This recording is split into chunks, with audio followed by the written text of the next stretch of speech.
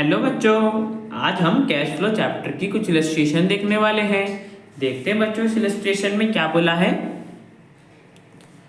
तो बच्चों हमें कुछ पर्टिकुलर्स दे रखे हैं, उसके बेसिस पे हमें cash flow from investing activities calculate करना है। देखते हैं बच्चों, सबसे पहले हमारे बता रखे हैं इन्वेस्टमेंट परचेज करे गए थे इतने अमाउंट से और सेल करे गए थे इतने अमाउंट से।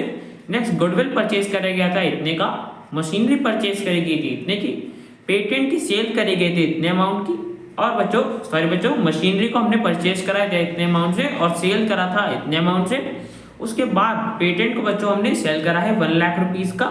उसके बाद हमारे पास बता रखा है कि इंटरेस्ट रिसीव हुआ था डिबेंचर्स पे, जो कि हमने इन्वेस्टमेंट के पर्पज से खरीदे थे, इतना इंटरेस्ट उन पे रिसीव हुआ था। इसी तरीके से बच्चों शेयर्स भी हमने खरीदे थे इन्वेस्टमेंट के लिए, जिन पे हमें इतना डिविडेंड रिसीव हुआ था। इसके बाद बच्चों बता रखा है कि एक लैंड का प्लॉट परचेज करा गया था सरप्लस फंड से इन्वेस्टमेंट पर्पस के लिए, जिसे हमने कमर्शियल यूज में मतलब रेंट के लिए दे दिया और उस पे हमें इतने का रेंट रिसीव हुआ था। इन सब इन्फॉर्मेशन के बेसिस पे बच्चों हमें cash flow from investing activities calculate करना है। तो बच्चों करते हैं। सबसे पहले देखो बच्चों, हमने इन्वेस्टमेंट परचेज करी थी और सेल भी करी थी। तो बच्चों परचेज से तो हमारे पास कैश का आउटफ्लो हुआ होगा, कैश गया होगा, तो बच्चों हमने नेगेटिव से दिखा दिया। और जो बच्चों हमने सेल करी, जिससे हमें सेल करके 1 लाख रुपीज मिले थे, वो उससे बच्चों हमारे पास कैश का इनफ्लो हुआ होगा, इसलिए पॉजिटिव से दिखा दिया। इसके बाद नेक्स्ट देखिए बच्चों, नेक्स्ट हमारे बता रखा है कि गुडविल परचेज करा गया था 2 लाख रुपीज का, परचेज करे तो बच्चों अगेन नेगेटिव से दिखा देंगे, बिकॉज कैश का आउटफ्लो हुआ होगा परचेज के टाइम पे। इसके बाद देखिए बच्चों, हमारे पास मशीनरी थी जो कि हमने परचेज करी थी इतने अमाउंट की और सेल करा था इतने अमाउंट में। तो देखो बच्चों, जो परचेज करा है वो अगेन हमारे पास नेगेटिव में दिखा देंगे, कैश का आउटफ्लो हुआ इसलिए। और जो बच्चों हमने सेल करी उससे कैश का इनफ्लो हुआ होगा, इसलिए पॉजिटिव में दिखा दिया। ठीक है बच्चों।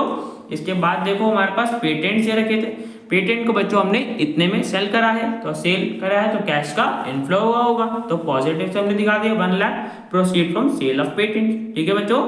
इसके बाद देखें तो हमारे पास बता रखा था कि इंटरेस्ट रिसीव हुआ था डिबेंचर्स पे, जो कि हमने इन्वेस्टमेंट के पर्पज से खरीदे थे, कितना 16,000 का इंटरेस्ट रिसीव हुआ था। तो जो ही बच्चों एसेट पे हमें इन्वेस्टमेंट के बेसिस पे इंटरेस्ट रिसीव होता है, डिविडेंड रिसीव होता है, वो सब बच्चों हमारे पास इन्वेस्टिंग एक्टिविटीज में ही आता है ना, तो आ जाएगा इन्वेस्टिंग एक्टिविटी में। इंटरेस्ट रिसीव हुआ था 16,000 का। ठीक बच्चों, इसी तरीके से हमने शेयर्स परचेज करे थे इन्वेस्टमेंट के पर्पस पे, उस पे हमें डिविडेंड रिसीव हुआ है 20,000 का, तो ये भी इन्वेस्टिंग एक्टिविटी में आता है बच्चों, 20,000 लिख दिया। इसके बाद देखो बच्चों, हमारे पास बता रखे कि रेंट रिसीव हुआ था, तो सेम बच्चों हमने लैंड जो इन्वेस्टमेंट पर्पस के लिए परचेज करा था ना, तो इसलिए ये भी इन्वेस्टिंग एक्टिविटी के अंडर ही आएगा। तो रेंट रिसीव हो गया हमारे पास 80,000, तो बच्चों वो भी हमने लिख दिया, रेंट रिसीव 80,000। अब बच्चों हम इसे सॉल्व कर लेते हैं, तो हमारे पास देखो नेगेटिव का आंसर आ रहा है 3,54,000। तो बच्चों हमें इससे क्या पता चलता है कि cash used in investing activities हमारा इतना है। ठीक है बच्चों, नेगेटिव का इसलिए कैश यूज्ड इन आ गया। तो बच्चों यहाँ पे हमने कैश फ्लो कैलकुलेट कर दिया और बच्चे क्वेश्चन हमारा कंप्लीट हो जाता है। अब बच्चों चलते हैं नेक्स्ट क्वेश्चन पे। तो ये है बच्चों हमारा नेक्स्ट क्वेश्चन, जिसमें केयरो लिमिटेड एक कंपनी है जिसके पास ये फॉलोइंग बैलेंसेस थे। इन्वेस्टमेंट पीरियड के बिगिनिंग में इतने की थी और एंड में इतने की थी। ड्यूरिंग द ईयर कंपनी ने बच्चों अपनी इन्वेस्टमेंट की 40% इन्वेस्टमेंट सेल कर दी थी बिगिनिंग पीरियड में और 8400 के प्रॉफिट पे सेल करी थी। ठीक है बच्चों, 40% सेल करी थी 8400 के प्रॉफिट पे। अब हमें क्वेश्चन में cash flow from investing activities calculate करना है। तो सबसे पहले बच्चों हम अपना इन्वेस्टमेंट अकाउंट बना लेते हैं, जिसका हमें ओपनिंग और क्लोजिंग बैलेंस दे रखा है। तो सबसे पहले बैलेंस लिख लेते हैं। तो बच्चों ओपनिंग बैलेंस आ गया हमारे पास डेबिट साइड में और क्लोजिंग बैलेंस आ गया क्रेडिट साइड में। अब देखो बच्चों हमें क्या बता रखा था कि 40% इन्वेस्टमेंट सेल करी गई थी, जो कि बिगिनिंग में थी हमारे पास। तो बच्चों बिगिनिंग में कितनी इन्वेस्टमेंट थी हमारे पास 34,000, उसका 40% पार्ट हमने सेल कर दिया कितने की प्रॉफिट पे 8400 रुपीज के प्रॉफिट पे। तो देखो बच्चों सबसे पहले हमारे पास बिगिनिंग में थी 34,000 की इन्वेस्टमेंट थी, उसका 40% बच्चों कितना आ गया 13,600। अब बच्चों ये जो बुक वैल्यू थी, अब हमने इसे 8400 के प्रॉफिट पे सेल करा है, तो बच्चों ऐड कर दिया, जिससे हमें पता चल गया कि बच्चों टोटल अपनी इन्वेस्टमेंट कितने में सेल करी होंगी 22,000 में, क्रेडिट साइड में आ जाएगा। ठीक है बच्चों, एक बार वापस देख लो, हमें क्या बता रखा था कि कि जो इन्वेस्टमेंट हमारे पास बिगिनिंग में थी उसका जो 40% पार्ट था वो हमने सेल कर दिया 8400 के प्रॉफिट पे। तो सबसे पहले बच्चों हमने 40% निकाल दिया, फिर उसमें प्रॉफिट का अमाउंट ऐड कर दिया, तो हमें पता चल गया कि इन्वेस्टमेंट को कितने में सेल करा होगा 22,000 में। ठीक है बच्चों, और जो प्रॉफिट हुआ हमें इन्वेस्टमेंट को सेल करके वो बच्चों हमारे पास डेबिट साइड में आ जाता है ना, तो डेबिट साइड में आ गया to gain on sale of investment account, investment को सेल करके हमें इतने का प्रॉफिट हुआ था। ठीक है बच्चों, अब टोटल देख लेते हैं। तो हमारे पास क्रेडिट साइड का टोटल ज्यादा आ रहा है 50,000, जबकि बच्चों हमारे पास डेबिट साइड में टोटल कम आ रहा है, बैलेंस अमाउंट बच रहा है 7600। अब बच्चों बैलेंस अमाउंट हमें क्या शो करता है कि इतने की हमने और इन्वेस्टमेंट परचेज करी होंगी। ठीक है बच्चों, मैंने बताया हुआ अपने प्रीवियस वाले वीडियोस में कि जब भी डेबिट साइड में बैलेंस बचेगा एसेट अकाउंट के, तो वो हमें शो करेगा कि हमने कितने का और एसेट परचेज करा है। तो यहाँ पे 7600 बैलेंस अमाउंट बच रहा है, तो मतलब बच्चों आ जाएगा to bank account balancing figure, purchase हमने करी है इन्वेस्टमेंट की 7600 रुपीज की। ठीक है बच्चों, तो यहाँ से इन्वेस्टमेंट अकाउंट से हमें क्या क्या पता चल गया कि 22,000 में हमने इन्वेस्टमेंट को सेल करा था और 7600 रुपीज के हमने और इन्वेस्टमेंट परचेज करी है। तो देखो बच्चों हमारे पास कैश फ्लो में क्या क्या आ जाएगा, जो बच्चों हमने 22,000 में इन्वेस्टमेंट को सेल करा है उससे कैश का इनफ्लो हुआ होगा, इसलिए पॉजिटिव से दिखा दिया, और जो बच्चों हमने इन्वेस्टमेंट परचेज करी है उससे हमारे पास कैश का आउटफ्लो हुआ होगा 7600, इसलिए नेगेटिव से दिखा दिया। अब बच्चों इसे सॉल्व करेंगे तो हमारे पास आंसर आ जाएगा 14,400। तो बच्चों हमारे पास cash flow from investing activities कितना आ गया 14,400। तो बच्चों क्वेश्चन हमारा कंप्लीट हो गया। अब चलते हैं बच्चों नेक्स्ट क्वेश्चन पे। तो ये है बच्चों हमारा नेक्स्ट क्वेश्चन, देखते हैं इसमें क्या बोला है। तो बच्चों हमें कुछ इन्फॉर्मेशन दे रखी है, बैलेंस शीट दे रखी है, उसके बेसिस पे हमें cash flow from investing activities calculate करना है। देखते हैं बच्चों, सबसे पहले हमारे पास लायबिलिटी साइड में provision for depreciation on furniture दे रखा है, ये तो बच्चों हमारे पास इन्वेस्टिंग एक्टिविटीज में नहीं आता है। इसके बाद एसेट साइड में देखें तो हमारे पास गुडविल दे रखा है। अब देखो बच्चों ओपनिंग बैलेंस कितना है गुडविल का 1,20,000 और क्लोजिंग बैलेंस कितना है 1 लाख। तो यहाँ पे बच्चों गुडविल की वैल्यू डिक्रीज हो गई ना। अब बच्चों याद करो, जब भी गुडविल की वैल्यू डिक्रीज होती है हम क्या मान के चलते हैं कि गुडविल को हमने डेप्रिशिएट कर दिया, और बच्चों वो तो हमारे पास ऑपरेटिंग एक्टिविटी में आता था ना, तो इसको बच्चों हम इन्वेस्टिंग एक्टिविटी में नहीं लिख सकते, ये ऑपरेटिंग एक्टिविटी में जाएगा। ठीक है बच्चों, इसके बाद नेक्स्ट आइटम देखें तो हमारे पास पेटेंट्स दे रखा है, जिसका देखो ओपनिंग बैलेंस कितना है 1 लाख और क्लोजिंग बैलेंस कितना है 1,20,000। तो यहाँ पे बच्चों हमारे पास पेटेंट की वैल्यू इंक्रीज होगी, इंक्रीज हुई बच्चों किस लिए, हमने पेटेंट और परचेज करे होंगे तभी बच्चों इंक्रीज हुई है। कितने के परचेज करे होंगे 20,000 के। तो देखो बच्चों हमने पेटेंट परचेज करे तो परचेज ऑफ पेटेंट आ जाएगा। अब बच्चों परचेज करें तो हमारे पास कैश का आउटफ्लो होगा, कैश गया होगा, इसलिए हमने नेगेटिव के 20,000 से दिखा दिया। ठीक है बच्चों, इसके बाद नेक्स्ट आइटम देखते हैं। नेक्स्ट है हमारे पास लैंड। अब इसका देखो बच्चों ओपनिंग बैलेंस कितना है 2 लाख और क्लोजिंग बैलेंस कितना है 1,80,000। तो यहाँ पे बच्चों हमारे पास लैंड की वैल्यू डिक्रीज हुई है कितने से 20,000 से। अब बच्चों डिक्रीज होगी मतलब हमने लैंड को सेल कर दिया होगा, ठीक है ना बच्चों। तो हमारे पास 20,000 के बच्चों हमने लैंड की सेल कर दी होगी, तो proceed from sale of land आ गया 20,000। अब बच्चों पॉजिटिव में क्यों, हमारे पास सेल करी है तो कैश का इनफ्लो हुआ होगा, इसलिए हमारे पास पॉजिटिव में है ये अमाउंट। ठीक है बच्चों, इसके बाद देखते हैं, इसके बाद हमारे पास प्लांट एंड मशीनरी, जिसका देखो बच्चों ओपनिंग बैलेंस दे रखा है 3,60,000 और क्लोजिंग बैलेंस दे रखा है 3,20,000। अब बच्चों डेप्रिसिएशन नेट है, मतलब डेप्रिसिएशन का अमाउंट हटा के ये हमारे पास बैलेंस बचे होंगे। ठीक है बच्चों, अब देखो बच्चों यहाँ पे प्लांट और मशीनरी का हमारे पास वैल्यू तो डिक्रीज हुई है ना 40,000 से, वैल्यू डिक्रीज होगी बिकॉज ओपनिंग ईयर में 3,60,000 था ओपनिंग बैलेंस और क्लोजिंग बैलेंस है 3,20,000, तो 40,000 से तो बच्चों डिक्रीज हुई है। तो फिर तो बच्चों ये हमारे पास इन्वेस्टिंग एक्टिविटी के अंडर आनी चाहिए और हमने प्लांट और मशीनरी की सेल करी होगी, बट बच्चों यहाँ पे ये शो नहीं कर रखा। तो यहाँ पे बच्चों कुछ मिस्टेक हुई होगी, यहाँ पे प्लांट और मशीनरी को जो हमने सेल करा होगा 40,000 उससे तो बच्चों वैल्यू डिक्रीज हुई होगी ना, तो वो अमाउंट बच्चों हमें शो करना चाहिए था यहाँ पे, बट बच्चों यहाँ पे कुछ मिस्टेक है, वो अमाउंट शो नहीं कर रहा, बट बच्चों ये अमाउंट हमारे पास आना चाहिए था। ठीक है बच्चों, इसके बाद नेक्स्ट देखते हैं। नेक्स्ट हमारे पास फर्नीचर, जो कि बच्चों ग्रॉस में हमें दे रखा है, मतलब डेप्रिसिएशन इसी में इंक्लूडेड है। अब देखो बच्चों ओपनिंग बैलेंस कितना है 25,000 और क्लोजिंग बैलेंस है हमारे पास 2,55,000। तो यहाँ पे तो बच्चों फर्नीचर की वैल्यू इंक्रीज हुई है, कितने से इंक्रीज हुई है बच्चों माइनस करके हम निकाल लेंगे, तो हमारे पास आंसर आ जाएगा 2,30,000। तो बच्चों 2,30,000 की हमारी फर्नीचर की वैल्यू इंक्रीज होगी। अब बच्चों इंक्रीज किस लिए होगी, हमने और फर्नीचर परचेज करा होगा, है ना बच्चों। तो देखो परचेज ऑफ फर्नीचर आ जाएगा 2,30,000, नेगेटिव का आएगा बिकॉज कैश का आउटफ्लो हुआ होगा परचेज करने से, है ना बच्चों। तो यहाँ पे हमारे पास फर्नीचर का भी हो गया। इसके बाद देखो बच्चों हमारे पास नेक्स्ट दे रखा है 10% इन्वेस्टमेंट, जिसमें हमारे पास ओपनिंग में बच्चों बता रखा है 2 लाख और क्लोजिंग में बच्चों बता रखा है 1,80,000। और बच्चों में एक नोट भी दे रखा है कि जो इन्वेस्टमेंट यहाँ पे सोल्ड करी गई है, सोल्ड करी गई ना बच्चों 20,000 से हमारे पास इन्वेस्टमेंट की वैल्यू डिक्रीज होगी, मतलब 20,000 की हमने इन्वेस्टमेंट सेल कर दी होंगी। कब करी है वो डेट बता रखी है 31 मार्च 2023, साल के एंड में हमने 20,000 की इन्वेस्टमेंट सेल कर दी। तो सबसे पहले तो बच्चों जो हमने इन्वेस्टमेंट सेल करी होंगी वो आ जाएगा, बिकॉज उससे क्या हुआ होगा, कैश का इनफ्लो जनरेट हुआ होगा, कैश हमें मिला होगा 20,000 रुपीज, है ना बच्चों। तो वो आ गया पॉजिटिव में, ठीक है बच्चों। अब इसके बाद देखो हमारे पास दे रखा है अक्रूड इंटरेस्ट ऑन इन्वेस्टमेंट। अब बच्चों देखो ध्यान से समझना, हमारे पास कौन सी इन्वेस्टमेंट थी 10%, मतलब 10% का हमें इस पे इंटरेस्ट मिलता होगा।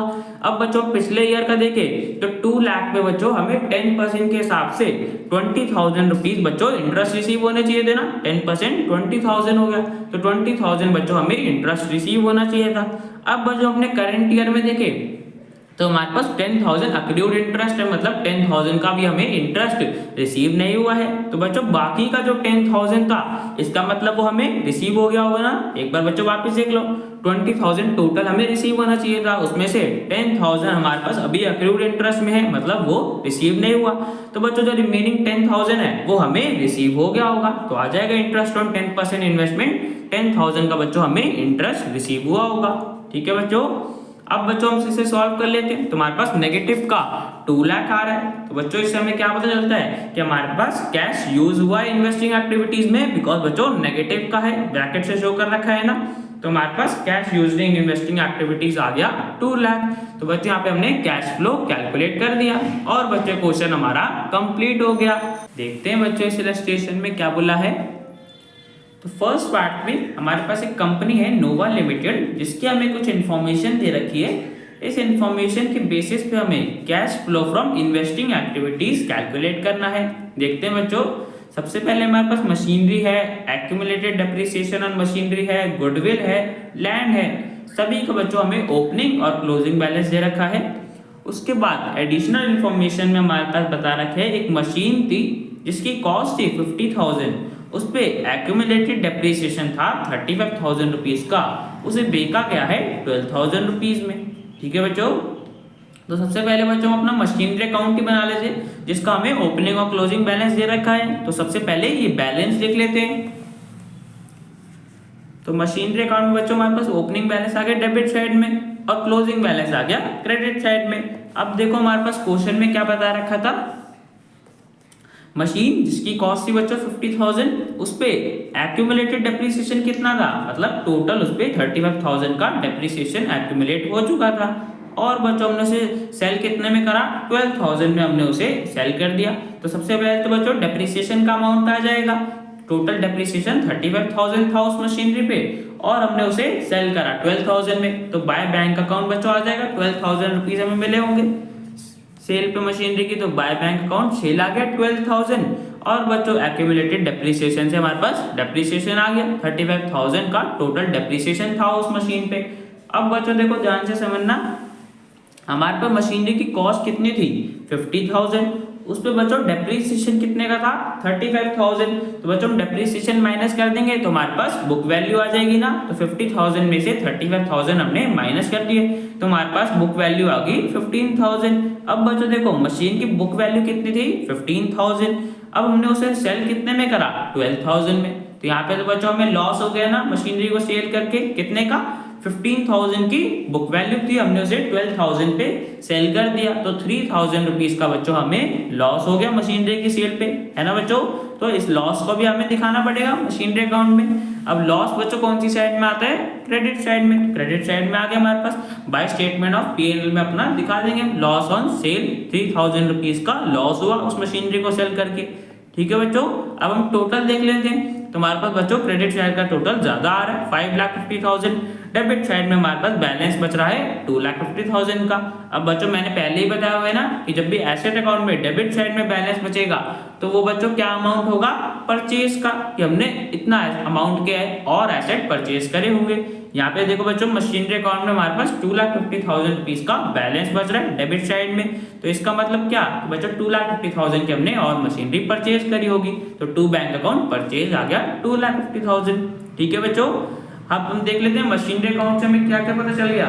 एक बच्चों हमने मशीनरी की सेल करी थी जिससे हमें 12,000 रुपीज मिले, और बच्चों हमने मशीनरी परचेज करी थी 2,50,000 की। तो बच्चों इसे हम अपने कैश फ्लो में लिख लेते हैं। तो हमारे पास बच्चों आ गया, सबसे पहले जो हमने मशीनरी परचेज करी थी उससे हमारे पास कैश का आउटफ्लो हुआ था, कैश गया था, तो इसलिए बच्चों हम उसे नेगेटिव से दिखा देंगे, मतलब ब्रैकेट से दिखा देंगे। इसके बाद देखो बच्चों जो हमने मशीनरी सेल करी थी उससे हमें कैश मिला होगा, तो बच्चों वो पॉजिटिव से दिखा देंगे। ठीक है बच्चों, तो मशीन यहाँ पे हमारा हो गया। इसके बाद देखो हमारे पास और क्या दे रखा था क्वेश्चन में, एक्यूमुलेटेड डेप्रिसिएशन दे रखा था, जिसका बच्चों ओपनिंग और क्लोजिंग बैलेंस हमें दे रखा है, तो एक्यूमुलेटेड डेप्रिसिएशन अकाउंट बना लेते हैं। तो बच्चों एक्यूमुलेटेड डेप्रिसिएशन अकाउंट में हमारे पास क्रेडिट साइड में ओपनिंग बैलेंस आ गया और बच्चों डेबिट साइड में हमारे पास क्लोजिंग बैलेंस आ गया। अब बच्चों देखो जहां पे हमने मशीनरी अकाउंट में एक्यूमुलेटेड डेप्रिसिएशन अकाउंट को क्रेडिट करा था, तो यहाँ पे बच्चों हमें मशीनरी अकाउंट को भी तो बच्चों डेबिट करना पड़ेगा ना। क्यों बच्चों, देखो क्या होता है एक्यूमुलेटेड डेप्रिसिएशन में हम अपना डेप्रिसिएशन क्रेडिट करते रहते हैं, जो भी मशीनरी का डेप्रिसिएशन होता है वो सारा इधर आता रहता है। फिर जब बच्चों उस मशीनरी को सेल कर देते हैं तो उस डेप्रिसिएशन को हम मशीनरी अकाउंट में ट्रांसफर कर देते हैं। अब देखो बच्चों यहाँ पे क्या हुआ, हमने मशीनरी अकाउंट में तो एक्यूमुलेटेड डेप्रिसिएशन को दिखा दिया कि यहाँ पे ट्रांसफर हो चुकी है मशीनरी अकाउंट में। अब बच्चों हमें एक्यूमुलेटेड डेप्रिसिएशन अकाउंट में भी तो दिखाना पड़ेगा ना, तो टू मशीनरी अकाउंट आ गया। मशीनरी अकाउंट में हमने डेप्रिसिएशन ट्रांसफर कर दी जो कि बच्चों ये रही, तो टू मशीनरी अकाउंट आ गया। 35,000 उस पर टोटल डेप्रिसिएशन था तो वो आ गया। अब बच्चों टोटल देखेंगे तो हमारे पास क्रेडिट साइड का टोटल ज्यादा आ रहा है 1,35,000, सॉरी बच्चों डेबिट साइड का टोटल ज्यादा आ रहा है 1,35,000। अब बच्चों देखो मैंने पहले ही बताया हुआ है कि जब भी हमारे पास एक्यूमुलेटेड डेप्रिसिएशन या प्रोविजन फॉर डेप्रिसिएशन अकाउंट में हमारे पास क्रेडिट साइड में बैलेंस बच जाए तो बच्चों वो बैलेंस क्या अमाउंट होगा, डेप्रिसिएशन का। यहाँ पे बच्चों क्या हो रहा है, हमारे पास डेबिट साइड में ज्यादा बैलेंस आ रहा है, क्रेडिट साइड में हमारे पास कम आ रहा है। डेबिट साइड में हमारे पास टोटल है 1,35,000 और क्रेडिट साइड में सिर्फ टोटल है 80,000, तो 55,000 का बैलेंस अमाउंट बच रहा है। और बच्चों ये अमाउंट क्या होगा, डेप्रिसिएशन का, तो बाय डेप्रिसिएशन अकाउंट आ जाएगा। 55,000 बच्चों डेप्रिसिएशन रही होगी पूरे ईयर के लिए। अब बच्चों देखो 35,000 जो हमें पहले दे रखी थी ये सिर्फ उस मशीनरी की डेप्रिसिएशन थी, और जो हमने अभी निकाली 55,000 ये बच्चों टोटल डेप्रिसिएशन रही होगी कंपनी की। ठीक है बच्चों, तो एक्यूमुलेटेड डेप्रिसिएशन अकाउंट से हमें डेप्रिसिएशन का अमाउंट पता चल गया। इसके बाद देखो बच्चों हमारे पास और क्या दे रखा है, गुडविल दे रखा है बच्चों, जिसका देखो ओपनिंग बैलेंस कितना है 1 लाख और क्लोजिंग बैलेंस कितना है 1,50,000। अब यहाँ पे बच्चों गुडविल इंक्रीज हो रहा है तो मतलब हमने गुडविल परचेज करा होगा। अब बच्चों जब हम गुडविल को परचेज करते हैं तो हमारे पास कैश का आउटफ्लो होता है ना, कितना परचेज करा होगा 50,000 से इंक्रीज हुआ, मतलब 50,000 का हमने बच्चों गुडविल परचेज करा होगा, तो परचेज ऑफ गुडविल आ जाएगा। अब बच्चों देखो यहाँ पे हमें बुक में 59,000 दे रखा है, जबकि बच्चों आना कितना चाहिए 50,000, बिकॉज 50,000 से इंक्रीज हुए ना, तो यहाँ पे बच्चों कुछ प्रिंटिंग मिस्टेक है, यहाँ पे 50,000 आना चाहिए नेगेटिव का, जिसे हमने ब्रैकेट से दिखा देंगे, बिकॉज परचेज से कैश हमारे पास गया होगा, तो कैश का आउटफ्लो में हमेशा नेगेटिव में दिखाते हैं, तो 50,000 नेगेटिव का आएगा, ना कि बच्चों 59,000। ठीक है बच्चों, गुडविल हो गया। इसके बाद देखो हमारे पास और क्या दे रखा है, लैंड दे रखा है जिसका ओपनिंग बैलेंस है 1 लाख और क्लोजिंग बैलेंस है 70,000। यहाँ पे बच्चों लैंड डिक्रीज हो गया ना, तो हमारे पास मतलब हमने लैंड की सेल कर दी होगी, सेल कर दिया होगा कितने का 30,000 का हमने लैंड सेल कर दिया होगा। अब बच्चों जब सेल करी होगी तो हमें कैश मिला होगा, तो मतलब कैश का इनफ्लो हुआ, और इनफ्लो में बच्चों हम पॉजिटिव से दिखाते हैं, तो सेल ऑफ लैंड 30,000 पॉजिटिव का आ गया। अब बच्चों में से सॉल्व करेंगे तो हमारे पास आंसर आ जाएगा 2,58,000। यहाँ पे बच्चों 2,67,000 दे रखा है, बिकॉज इन्होंने 59,000 को कंसिडर करके सॉल्व करा है। बट बच्चों मैंने क्या बताया कि 50,000 यहाँ पे आना चाहिए था, 59,000 कुछ प्रिंटिंग मिस्टेक है। तो बच्चों 50,000 के हिसाब से हम देखें तो हमारे पास आंसर आएगा नेगेटिव का 2,58,000। अब बच्चों नेगेटिव का आ रहा है तो हमारे पास cash used in investing activities आ जाएगा, बिकॉज नेगेटिव का है तो इतना बच्चों कैश यूज हुआ है इन्वेस्टिंग एक्टिविटीज में 2,58,000। तो बच्चों हमने कैश फ्लो कैलकुलेट कर दिया और फर्स्ट पार्ट हमारा कंप्लीट हो गया। अब बच्चों चलते हैं सेकंड पार्ट पे। तो बच्चों ये हमारा सेकंड पार्ट जिसमें हमें दे रखा है जस्ट लिमिटेड एक कंपनी है, उसका हमें प्रॉफिट दे रखा है मार्च 2023 का 2,50,000 उस कंपनी का प्रॉफिट रहा था। उसके बाद हमें एडिशनल इन्फॉर्मेशन में बता रखा है गुडविल राइट ऑफ करा गया था। Loss on sale of furniture दे रखा है, फर्नीचर को सेल करने में इतने का लॉस हुआ था। और थर्ड में बच्चों बता रखा है कि जनरल रिजर्व में इतना अमाउंट ट्रांसफर करा गया था। उसके बाद देखो बच्चों हमारे पास करंट एसेट्स और करंट लायबिलिटीज का बैलेंस बता रखा है 2022 का और 2023 का, जिसमें हमारे पास इनकम रिसीव्ड इन एडवांस है और इन्वेंट्री है। अब बच्चों क्वेश्चन में हमें cash flow from operating activities calculate करना है। ठीक है बच्चों, तो याद करो हमारे पास फर्स्ट स्टेप क्या होता था, net profit before tax and extraordinary items calculate करना है ना बच्चों। अब यहाँ पे हमें क्वेश्चन में नेट प्रॉफिट तो दे रखा है ना, स्टार्टिंग में हमें बता रखा था कि कंपनी का नेट प्रॉफिट था 2,50,000। अब बच्चों याद करो हम इसमें ऐड क्या क्या करते थे, अगर कोई भी अमाउंट हमने डिविडेंड पे करा हो, प्रोविजन फॉर टैक्स क्रिएट करी हो, या हमने जनरल रिजर्व में ट्रांसफर करा हो। यहाँ पे देखो बच्चों दे रखा था ना कि जनरल रिजर्व में इतना अमाउंट ट्रांसफर करा गया है। अब बच्चों कहाँ से करा होगा, प्रॉफिट से ही करा होगा, तो इसको हमें ऐड करना पड़ेगा, तो ऐड कर देंगे। तो नेट प्रॉफिट था बच्चों हमारे पास 2,50,000, उसमें हमने जो अमाउंट जनरल रिजर्व में ट्रांसफर करा था वो ऐड कर दिया, तो हमारे पास net profit before tax and extraordinary items आ गया 2,72,500। ठीक है बच्चों, अब इसके बाद देखो हमारे पास सेकंड स्टेप क्या होता है, ऑपरेटिंग प्रॉफिट कैलकुलेट करना। वो बच्चों कैसे करते हैं, जब हम नेट प्रॉफिट में नॉन कैश और नॉन ऑपरेटिंग आइटम्स को एडजस्ट कर देते हैं तो हमारे पास ऑपरेटिंग प्रॉफिट आ जाता है। अब बच्चों देखते हैं हमारे पास ऐसी कौन सी आइटम्स थी। तो देखो बच्चों फर्स्ट आइटम बता रखी थी गुडविल रिटर्न ऑफ, मतलब बच्चों गुडविल को हमने डेप्रिसिएट या अमोर्टाइज कर दिया। अब बच्चों याद करो अमोर्टाइजेशन तो एक टाइप का नॉन कैश एक्सपेंस होता है ना, बिकॉज उसमें हमारे पास एक्चुअल में जो कोई कैश का आउटफ्लो नहीं होता। तो जब भी कैश का आउटफ्लो नहीं होगा तो मतलब बच्चों नॉन कैश एक्सपेंस है, और सारे नॉन कैश एक्सपेंस को हम ऐड कर देते हैं। तो इसलिए बच्चों जो हमने गुडविल को राइट ऑफ करा है, मतलब डेप्रिसिएट या अमोर्टाइज करा है, उसे बच्चों हमें ऐड करना पड़ेगा। तो ऐड कर देंगे, 9,000 ऐड कर दिया बिकॉज नॉन कैश एक्सपेंस था।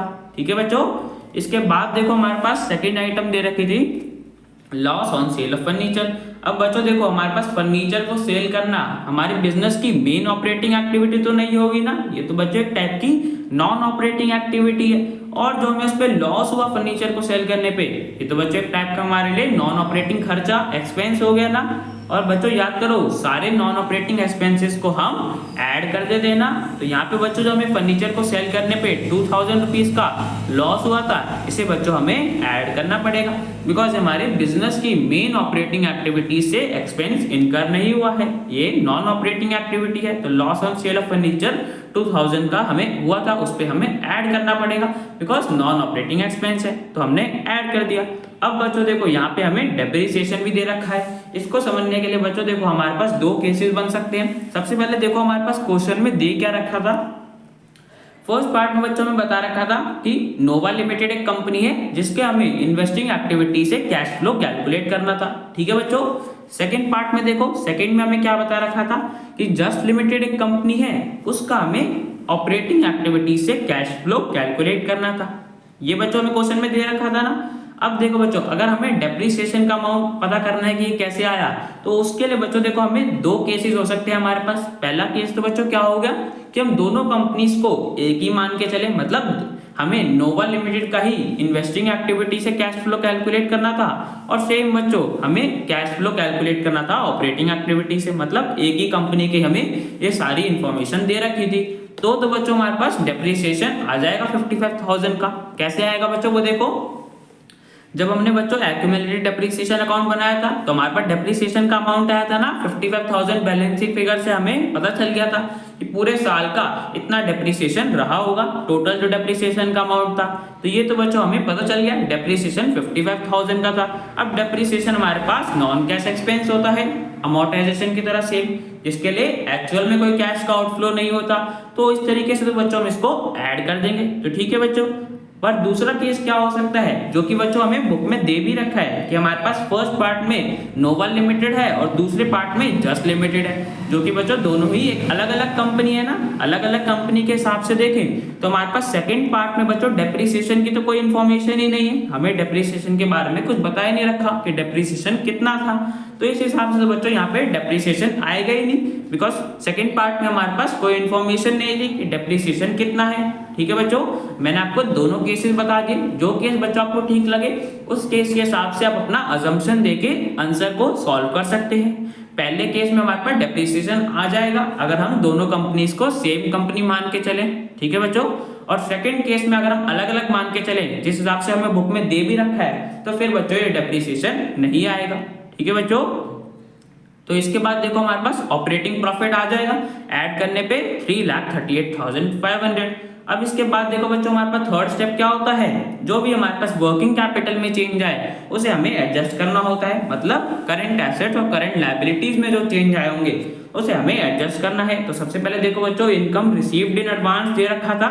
अब बच्चों इनकम रिसीव्ड इन एडवांस तो करंट लायबिलिटी होती है ना, जिसका ओपनिंग बैलेंस है 8,000 और क्लोजिंग बैलेंस तो बच्चों 0 है।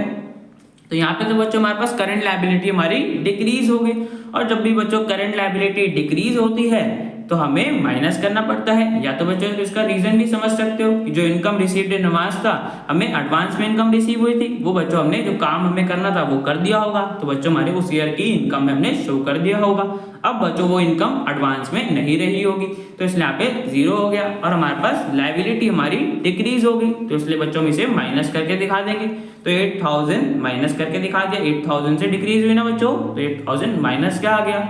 अब बच्चों नेक्स्ट देखो, नेक्स्ट हमारे पास क्या दे रखा था, इन्वेंट्री दे रखी थी, जो कि बच्चों करंट एसेट होता है, जिसका ओपनिंग बैलेंस है 12,000 और क्लोजिंग बैलेंस है 8,000। अब यहाँ पे बच्चों हमारा करंट एसेट डिक्रीज हो रहा है, तो बच्चों याद करो जब भी करंट एसेट डिक्रीज होता है तो हम ऐड करते हैं, या बच्चों इसका रीजन भी समझ सकते हैं कि हमारी इन्वेंट्री डिक्रीज हुई बच्चों, मतलब हमने इन्वेंट्री को सेल कर दिया होगा, 4,000 की हमने इन्वेंट्री सेल कर दी है, तभी तो बच्चों डिक्रीज हुआ है। अब जब सेल करी होगी तो हमें कैश मिला होगा, तो कैश का इनफ्लो हुआ होगा, है ना बच्चों, इसलिए हमें इसे ऐड करना पड़ेगा। तो हमने ऐड कर दिया बिकॉज करंट एसेट हमारे यहाँ पे डिक्रीज हो जाए 4,000 का। अब बच्चों इसे सॉल्व करेंगे तो हमारे पास cash flow from operating activities आ जाएगा 3,34,500। ठीक है बच्चों, तो हमने कैश फ्लो कैलकुलेट कर दिया और बच्चों क्वेश्चन हमारा कंप्लीट हो जाता है। अब मिलते हैं बच्चों नेक्स्ट वीडियो में।